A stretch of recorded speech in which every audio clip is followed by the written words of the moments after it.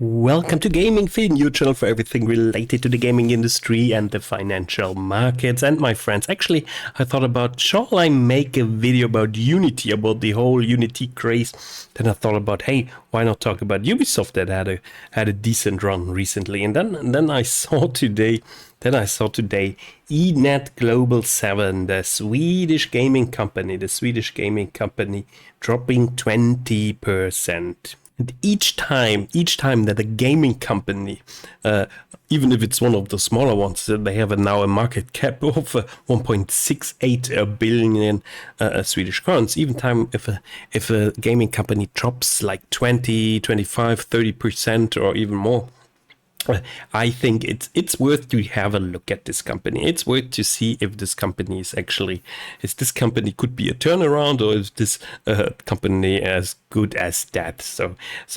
As I always say, guys, we are at the moment in a mid-tier and a double A gaming industry crash. So that's my opinion. Seeing all those gaming companies dropping really like stones falling down. So we've seen it with CD Projekt, we've seen it with Nacon, with Focus, with Ubisoft, and the story goes on, especially with Swedish and French gaming companies. So ENAD Global 7. So you ask yourself, who is this? So this is ENAD. Or EG7, how they called. So it's EG7 building strong diversified portfolio with both well-known and new IP through our game development vertical. Our game service vertical focuses on distribution of both. I mean, already this text. So it's a big no having a text like this. So, but here we develop, distribute, and publish. So here you see some of their games like MechWarrior, DC Universe, EverQuest titles. Then they also with Daybreak, H1Z1, the game that changed so often its name.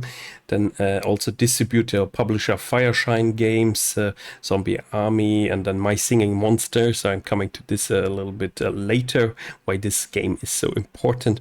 Overcooked also here by Fireshine Games, Sniper Elite, etc. And then they also contributed to some of the really big games, the AAA games. But that's always a bit the contribution I wouldn't take actually so much into account. Talking about this company, I mean, then if you just contribute, you're not getting obviously all the money. You're just a contractor. Also here, if we go on Daybreak game company on Steam, you can see Planet Side 2, Z1 Battle Royale it's called now, and then some other games. And unfortunately, we don't find all of their publisher and developers individually. So, but hey, still online, over 1,000 people in Z1 Battle Royale. This has been one with an all-time peak of 150,000. Very popular game. I remember playing this, but it's a long time ago. So PE ratio 13, or let's say 14 here. And you see a drop of 20%. And therefore, we have to look at the 1-year chart, or even at the 5-year chart. So that's the 5-year chart. So in November 2022, it started to try a little breakout, and it even made 100%, which is pretty good. And since then, it is just dropping again. And let's be honest. So I think it's more probable at this point in time that we are going back to the 15, 16 Swedish crowns. We're already at the 19. So this is absolutely probable. Also, if you look at 2020, we were actually at 7 Swedish crowns in the pandemic low, and then after, obviously it's profited from the stay-at-home craze for all of those stocks. But guys, look at this. This is the chart. This is the chart of ENAD. It's not a beautiful chart, but it's an interesting company to trade a little bit. So, and I'm not a financial advisor. You don't buy anything you see here on my channel. So that's very important. So. And then I've also disclaimer, I'm invested actually in it. So, but with a 0.03% So a very, very small amount. So it's a very, very small amount I'm invested in this company. So, and I would absolutely recommend you guys to only invest with so tiny amounts in those companies, because those are extremely high risk companies. I mean, even if it's founded 2013, it has 630 employees. So I'm actually liking now gaming companies with less employees, because hey, that's part of the crash. Too many people employed, and too many people employed in not productive jobs in the gaming industry. That's very important. So if we look here at the income statements, overall numbers, I mean, if you see a net profit margin of minus 1,180, you ask yourself, so hey, what shall I do with this actually? What shall I do with this? Those numbers look just weird. So, but we see at least the blue line, the revenue, June, March. So it's actually up 500, and then we have a net income of 1 million. So you see, overall, guys, those numbers here are terrible, and it's very difficult to read them. So there you already see a lot of issues, with this company. So as I said, I'm invested in it. Very, very small amount. Very, very small amount. So I don't chase it. So, but also, what I probably will do, I will probably average down a little bit more, because I'm now already down 40%. It doesn't hurt so much, since the amount that I have invested is not so high. But hey, Warren Buffett says don't lose money. Rule number 2 is don't forget rule number 1, don't lose money. So obviously I'm already losing money, but I think it could be interesting to bet on this, in the sense of when it really falls down, because they still have games that they make, they still have a portfolio, and we have also this announcement here, Daybreak to publish an exciting new multiplayer action shooter from Cold Iron Studios. And guys, and here we see actually the whole problem. I think, I don't know, but why is it crashing today? Why is it crashing today almost 20%? So this has something to do with this story here. So here they announced today that its subsidiary Daybreak Game Company has entered into an agreement with Cold Iron Studios. Who's Cold Iron Studios? Cold Iron Studios are the ones that made Alien Fireteams. I actually like this game. It's a good game. Whereby Daybreak will publish Cold Iron's exciting new multiplayer action shooter based on a major global IP license. So we don't know which license this is. Across PC and consoles for release in 2025. So this takes very, very long time. Over 2023 and 2024, Daybreak will be advancing approximately 23 million to fund the development of the new game. So I guess those 23 million are the reason the stock is dropping today. Cold Iron is hiring Toadman Interactive, Toadman as its co-development partner for the new game. So Toadman Interactive is part also of EG7. As a co-development partner for the new game with a contract value of approximately 8 million. So they're churning a little bit in circles, but that's how it goes. So EG7's net investment is expected to approximately 15 million. So Daybreak will be advancing approximately 23 million. And then EG7's net investment is expected to approximately 50 million. And then if you read through here, you get a little bit more information, especially with Alien Fireteams by Cold Iron. That's a cool game. I like it. So, and their strategy is return to the mid-market A and double A product. So that's what I say at the moment. This market is a bit in the crash, but hey, this doesn't have to be the case in 2025 when maybe the inflation goes down. When inflation goes down, there are good chances that the people are spending again more also for double A or double A or A games. So for the mid-market games. At the moment, people buy the triple A games, but I think there is really an issue at the moment in the mid-tier market. So formerly wholly owned subsidiary of Daybreak, Cold Iron was carved out at the time of EG7's acquisition of Daybreak due to the parties not being able to agree on the terms of its inclusion. So here it gets a bit spicy. The ownership of Cold Iron was retained by the Daybreak sellers, with Jason Epstein, the chairman of the board, and G.G. Ham, the acting CEO of EG7, still maintaining ownership. As part of Daybreak's transaction agreement, EG7 had been granted an option agreement to acquire Cold Iron.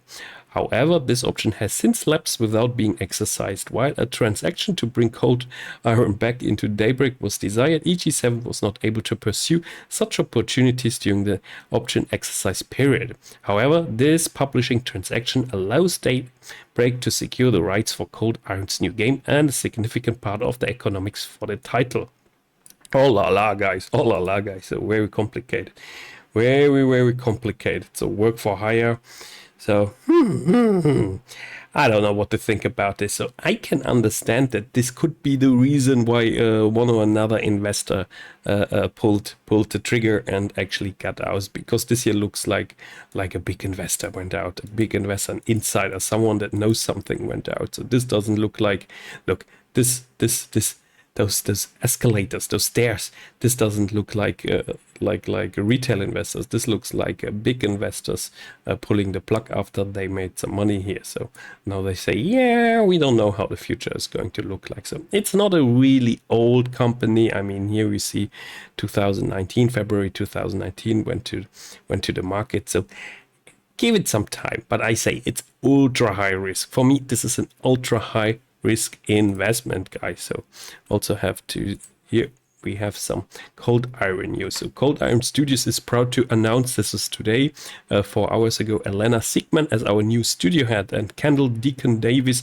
as our new game director. Also, I think this must be related with the big drop, so that something in Cold Iron happened. And as I said before, or I told you that Cold Iron is also linked to some of the EG7 crew.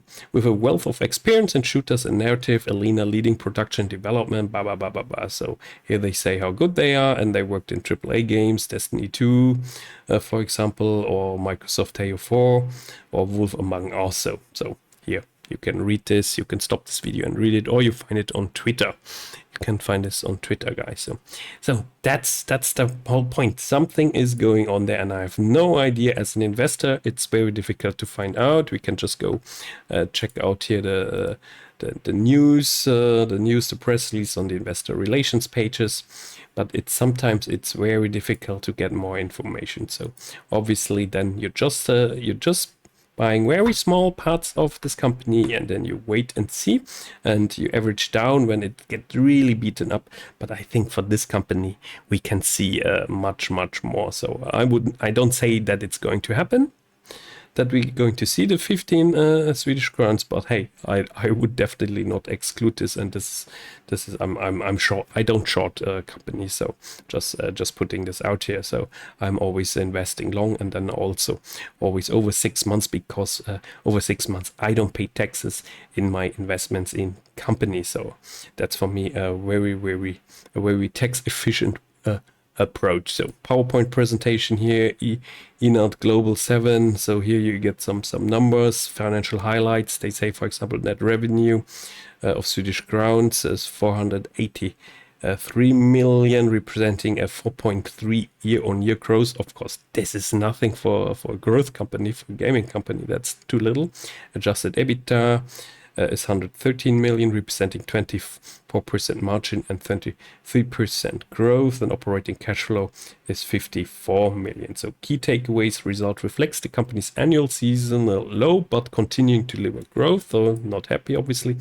Antimatter closed down in the beginning of July, and 7 consecutive quarters of solid growth and profitability. So that's good to hear. So the big blue bubble, my singing monsters flattening decline curve with solid engagement. So that's a reason overall. This is the reason overall why the stock has started here actually to decline, because this is their cash cow. This is their cash cow, this game. So you see, fourth quarter of 22, we had what is it? Average daily. So new users and average daily active users. So average daily active users goes down, and new users goes down as well. So operational highlights, game segment summary.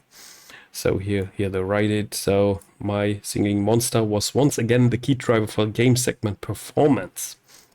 So this is one game, and they really depend a lot on one game. So as I said, very high risk, guys. I have a very small portion in my portfolio. I think it could be interesting to buy some more. I'm looking forward to their big announcement of the new game. I like Cold Iron games, but hey, let's put it like this: if they don't survive this overall market situation we are in now, I don't know, then I'm fine. So then I'm fine with my investment. So therefore, small amount, guys. So yeah, disclaimer over. I hope you enjoyed this video, a video about a company that you might not know, because I talk a lot about Embracer and Ubisoft. And if you like this kind of videos, then also comment, like and subscribe. So that's always very cool. And then maybe I make a video the next time again about Embracer, CD Projekt, and Ubisoft. All right, see you next time. Bye bye.